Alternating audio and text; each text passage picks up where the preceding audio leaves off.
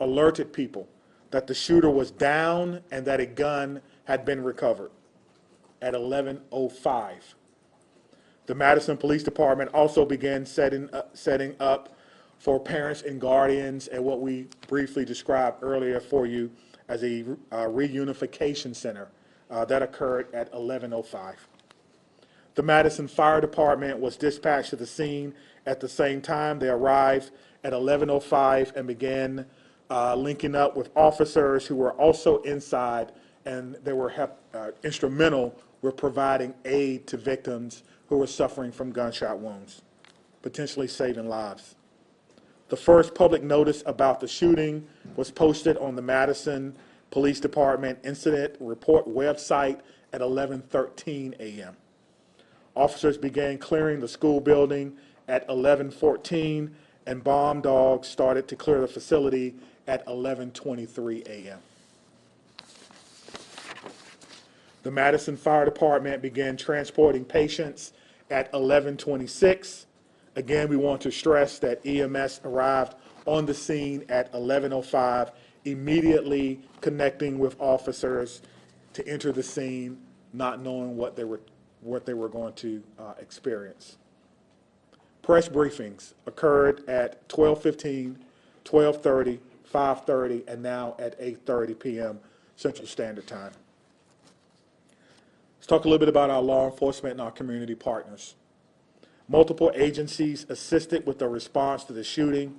The Madison Fire Department and several other Dane County and EMS agencies, the Dane County Sheriff's Office, the University of Wisconsin Police Department, the FBI, the ATF, all have played major roles in our response and in our investigation. We also want to acknowledge UW Hospital as well as St. Mary's Hospital for their work in treating the survivors of today's school shooting. Community resources. There are resources available to anyone needing help or needing someone to talk to. The Crime Response Unit with the Dane County District Attorney's Office have been mobilized. This is a group of people who are trained to help victims of mass violent incidents. This group is made up of social workers, attorneys, victims, professionals, former law enforcement, and other stakeholders in our community. If you need assistance, you can contact the Crime Response Program between 8 and 5 during the daytime. I'll give that number again, 608-284-6908, and you can reach them after hours at 608-376-0164, 608-376-0164 after hours. The Wisconsin Department of Justice's Office of School Safety and Office of Crime Victim Services are also providing resources during this critical time. Their Critical Incident Response Team program is designed to minimize the psychological impact of a school critical incident and helps to provide long-term mental care long after this is over. And I don't know how we can minimize what has happened today, but we're going to do the best we can to provide services for all of these children and staff. We cannot forget the staff who bravely took care of their students during this harrowing time. We also want to thank employees of the Dane Healthcare, which we spoke about before. Again, the clinic shut down for the day, and employees assisted with our unification process. We've also seen an outpouring of support from various community groups and businesses: Twisted Ground Coffee, Greenbush Bakery, Ian's Pizza, Culver's, Mission Barbecue, Starbucks, Salvation Army, and all who donated food for the Unification Center so our children could get fed and be taken care of while they waited to be unified with their loved ones. So a lot has gone on today. I can tell you that it's not over. I can tell you that our officers and our detectives and our investigators will have to be told to go home. No one is thinking about going home right now. They're going to still work as long as they can to find as much information as they can. Obviously, we want to have some daylight tomorrow, So the crime scene is locked down at this particular time, but the officers and detectives and investigators continue to work. This has been a rough day for our city. This has been a sad day. This is going to be a day that will be etched in the collective minds and memories of all those from Madison. It's been a long day for you as well. Thank you for covering it, trying to get the information out to the public as early and as often as we can. And with that, we'll take any questions. All right, Laura, do you want to go first? Oh, sure. So there is a Google Doc that is lost that has been circulating on social media. People are saying that it's the manifesto of the shooter. Are you able to talk about that at all? Yeah, we haven't been able to verify that it's authentic. We're certainly aware that it's been posted, and the person who posted it alleged to have a connection with the victim. We have not located him yet, so I cannot say whether or not that's something that she was a part of. As soon as we can, we'll let you know. The good news is we have shared that with our partners, with the FBI, and so we're certainly looking into some of the things that were written in that particular document. Right, Madison? Right over here. Could you just recap those numbers one last time for us on the injuries and the deaths? Sure. Because there was some discrepancy here. Okay. Ready? Yes. All right, 3 people, including the shooter, are dead. Identified the shooter for you. A teacher and a teenage student were pronounced dead at the scene. 6 other students and a teacher were injured and taken to area hospitals. 2 students remain in critical condition and have life-threatening injuries. A teacher and 3 students were treated for non-life-threatening injuries, and 2 of those have been released or discharged from the area hospital. I'm just going to jump in. It's 2 students in critical condition, and then 4, including a teacher, and 3 students with those non-life-threatening injuries. Thank you. Lucas from the State Journal. How did this 15-year-old get a hold of this gun? Do you know at this point, was it given to them? It's a good question. How does any 15-year-old get a hold of a gun, or anyone for that matter? You know, you get into the philosophical question about guns and gun safety, something that we all should be talking to our loved ones about. That's something that will be a part of this investigation. We are certainly speaking and talking with the parents who are cooperating to determine if they were gun owners and if they had guns. But at this time, again, we're still talking with them. It's been a long conversation. We appreciate them cooperating with the investigation. Okay, Maddie from WISC. Is there anything else you can tell us about communication with the parents or the family? No, just that they are cooperating with us right now. We're currently speaking with the father at one of our facilities, trying to determine what he may knew or may not have known about what happened today. But again, you know, he lost someone as well. And so we're not going to rush the information. We'll take our time and make sure that we do our due diligence in doing that. Just the father you're speaking with? That's correct. Could you spell the name, Chief, of the shooting? Sure, absolutely. Thank you. You ready? Natalie, Natalie, Rupnow, Rupnow, but went by Samantha, common spelling. Scott from Maple. Went by Samantha, common spelling. Chief, you said the shooting was in a study hall. Was it all self-contained within that room, including the shooter? Was the shooter in that study hall? Again, I have not been to the crime scene. I was told that it occurred in study hall or during study hall. So there's different students, obviously you can imagine, from different grades that were in there. I have not seen the physical inside of it to be able to answer that question. All right, Tabitha from Chief, it's unfortunately notable that a second grader was the one who made that 911 call. Are you able to share with us, you know, that conversation with that second grader and what parents can do as far as talking to their kids about this? Great. So I'll start with the first thing. What I can share with you is that our 911 dispatch communicators are trained to talk to children. We've taught children through parents choking. We've taught children through CPR and a variety of other things, even giving birth, believe it or not. So they are trained to do that.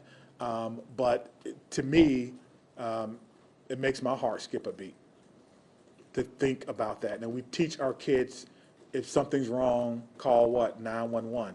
And so the child was able to do that. Give me your second question again, please.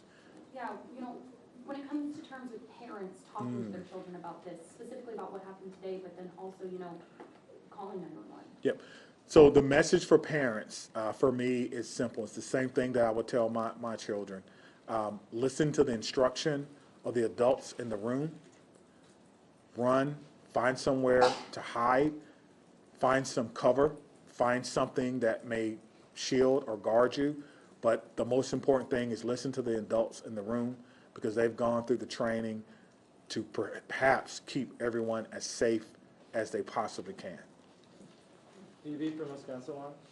Chief, there's been a lot of misinformation online, including from prominent groups of Moms for Liberty activists in Wisconsin, claiming that the shooter was transgender, which is a reaction that we see across the country in wake of mass shootings, to claim that trans people are dangerous. Can you respond to that directly in regards to this? Yeah, I don't know whether Natalie was transgender or not. And quite frankly, I don't think that's even important. I don't think that's important at all. I don't think that whatever happened today has anything to do with how she or he or they may have wanted to identify. And I wish people would kind of leave their own personal biases out of this. We have people who showed up to work today to help kids be better who are not going home. And we have lost members of our community who are children, including the shooter. So whether or not she was, he was, they were transgender is something that may come out later. But for what we're doing right now, today, literally 8 hours after a mass shooting in a school in Madison, it is of no consequence at this time. And so I would encourage people to be responsible with your social media. I won't go into some of the things that I've seen on social media that quite frankly are incorrect, that are not true, that are just not helping at all. And I choose not to breathe life into that because it's negative and we don't need it right now. We need to come together as a community and heal and try to wrap our arms around those who survived yet another school shooting in Madison. And that's where my focus will be for the very near future. Adam from CBS 58. Right here in the middle. Question for Trish. A few weeks ago, we spoke after the Kenosha incident in which the student actually, it was not a real gun. But we talked about copycats. What is the DOJ doing in the next couple of weeks? Even Chief Barnes or even Special Agent in Charge Hensel about the next few weeks, copycats or possible threats? Thanks for that question. Trish Kilpin, Wisconsin DOJ Office of School Safety Director. It is true that in light of school shootings, we also see an uptick, a contagion effect of other school threats. Today in Suso is our Speak Up, Speak Out Wisconsin tip line where people can report concerns. We have seen an increase in planned school attack tips. Since its inception in 2020, we've received over 350 tips about planned school attacks that can be averted. Often after an incident such as that happened today here in Madison, that people start to think about, I should have reported this, I have knowledge that someone could be planning a school attack, and they need to have a place to report that. So we encourage the community at large, students and families, to report to SUSO or their local law enforcement or local school officials if they have concerns that somebody is planning a school attack. Targeted violence is preventable. When somebody decides to use violence, it's often to redress an upset or a grievance, and they progress down a pathway towards that violence. And when they do that, they often study previous school shooting incidents. So I implore you all to be responsible in terms of how we report this. We do not want to give a blueprint of a manifesto to future people who are thinking of solving their upset with violence. And so Speak Up, Speak Out Wisconsin has received an uptick in tips today. I have communicated with schools across the state as well as with DPI about how to manage and handle those tips, whether it's an anonymous threat or a threat specific to a student. At my office, we teach across Wisconsin behavioral threat assessment and management. This is the process rooted in the scientific body of knowledge of threat assessment of how to determine if a child poses a threat or has made a threat. We have trained thousands of people across Wisconsin, and we continue to do so. So we encourage schools to contact us for information on those trainings and on those tools that we have available to all schools, public and private and tribal, to prevent school violence here in Wisconsin, which is our mission. All right, Sarah from WPR. What are the gun policies at the school? Are guns allowed on the school property? For example, are staff at the school allowed to have firearms? No, we don't have any guns on the school grounds. We don't have it posted as a gun-free zone, but we don't allow the students even in the elementary, if they're playing out on the playground and they want to make finger guns, we don't allow that. So we talk about guns in the way that we feel is responsible, that they are to be used by those in authority and those who have a need for them, but that we at school have no need for guns. And so no staff as well, or not? No. All right, Daniela, I think you guys stay up there maybe, but do you have a question? Yeah, I do. So, I guess this one is for Chief Barnes. Okay. So was the second grader in the classroom where the study hall was occurring when she made the call, or was she in a different classroom? I think it was in a different classroom, but obviously the sound of a firearm is usually unmistakable. And then again, we heard how the teachers reacted, lockdown. The students know what that means, some level of preparation, and then of course a call from the student, 911, of an active shooter. Just want to speak to something that was said in the back about copycats. I can't remember who asked that question. So anyone who makes a call or threat to a school, we will investigate that. And if you're found to be the person to make that call, you will be arrested. You will be arrested. All right, Ken from WKBT. Yeah, Barbara, I know this is still incredibly early, but is there a thought process on what the school would like to do in terms of security moving forward? Rethinking what's currently in place? I know we talked about the facial scans, but does the school feel like it needs to change anything about its security apparatus? So we're not the experts in security. We work with the experts in security. And so obviously as we go through this process and review it, we'll talk with those who have better knowledge than we do. We have done everything that we could within our ability to secure the school and to provide a safe environment, learning environment, as well as working environment for our staff and our students. But as we review things, that would be something that we continue to do with our Madison Police liaison and then the Office of School Safety. So I can't speak to that now just because it's so close, but obviously that is something that we will continue to look at. We want our students to feel safe and our faculty to feel safe and guests to feel safe when they're at Abundant Life. I'll speak to that. Jenna? Let me just speak to that again. We stated this earlier, there'll be an after-action report where our police department, fire department, all those who are involved will sit down and we'll go through this event. And so the after-action report is not to find fault. It's not to find liability. It's to find areas for improvement for everyone. If there is a recommendation to be made, we will make that recommendation. But this does not a recommendation to be made. We won't do that. But we will look to see what we can do as a form of continuous improvement. I think that's very important. Can you talk about the gun that was used? I can't. I haven't seen it. It's obviously, it may still be on property because you have to be very careful about how we take things from the scene and how we document those. But I know it's a handgun, but I cannot tell you any other characteristics of it at this time. All right, Jenna? I'm sorry. Chief, was Natalie on your radar at all, on MPD's radar, and have you ever had any sort of interaction with her previous to today? I don't know if we've ever had any interaction with her to today. That's something that our intelligence analysts will be looking at and going through. Again, we've recently made the positive ID, and so that will be part of the investigation To my knowledge, I'm not aware that I have had any issues with her. I think if there were, we certainly would have had some type of intervention, but I'm not aware of that. But again, that's part of the investigation.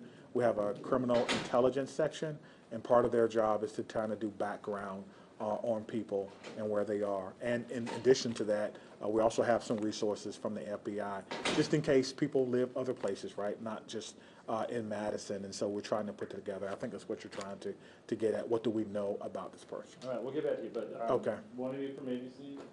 All right. Is there any additional information that you can give to us on Natalie? What her academic record, disciplinary record, if any? Was she integrated into school? Did she have friends? Is there any color you can share with us on, if there were signs of bullying or anything like that? Yeah, so obviously that may be a question from the school, but I don't think they can answer that right now. She is a child, and so you're asking about, some personal and private things about them that I don't think they would be at liberty to share at this time.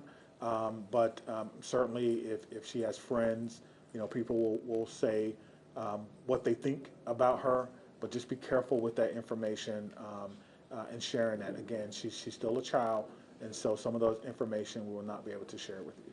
Okay, Whitney from CNN.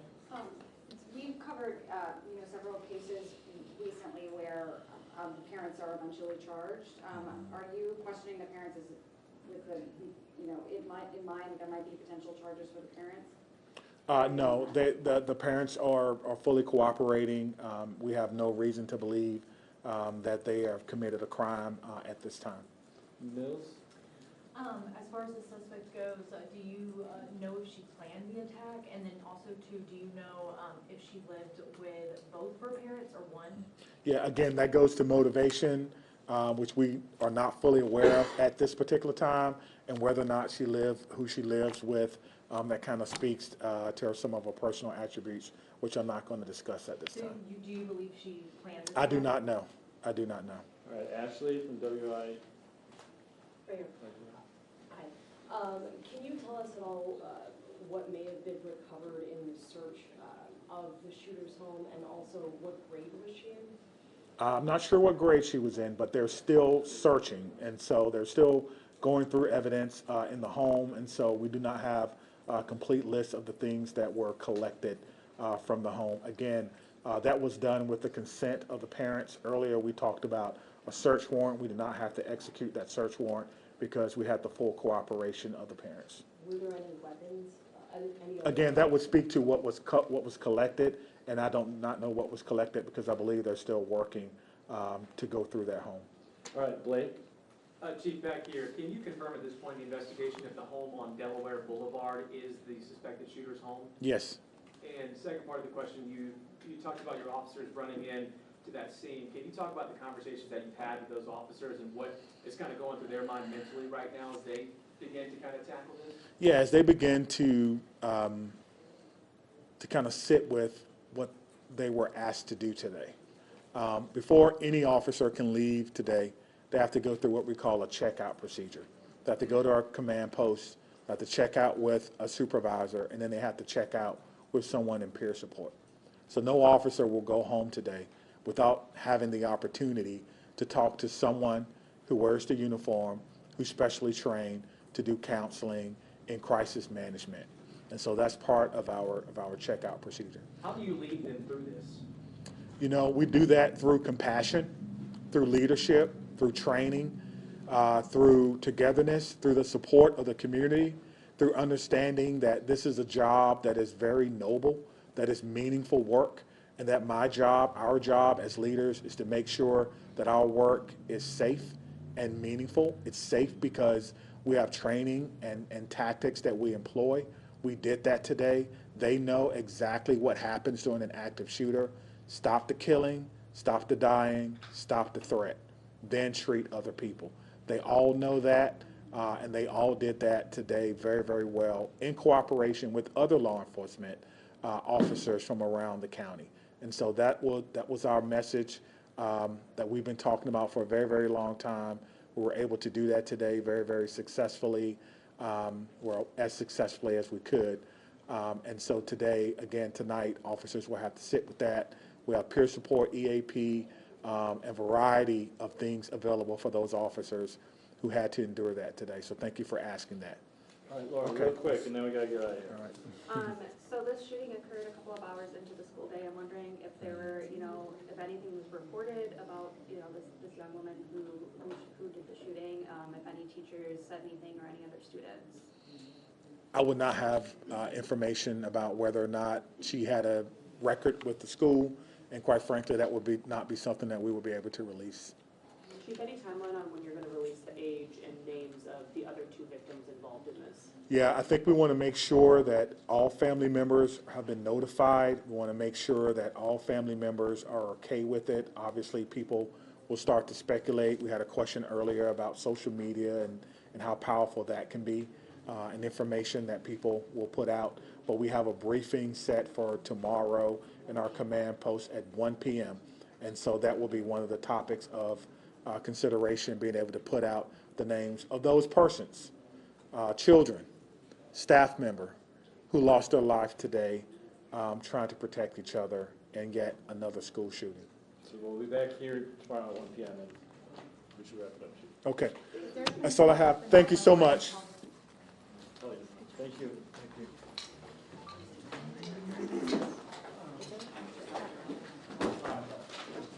Hi. Can I get on your email list for me? It's just my last name at nytimes.com. Yeah, just tear it off. Just tear it off.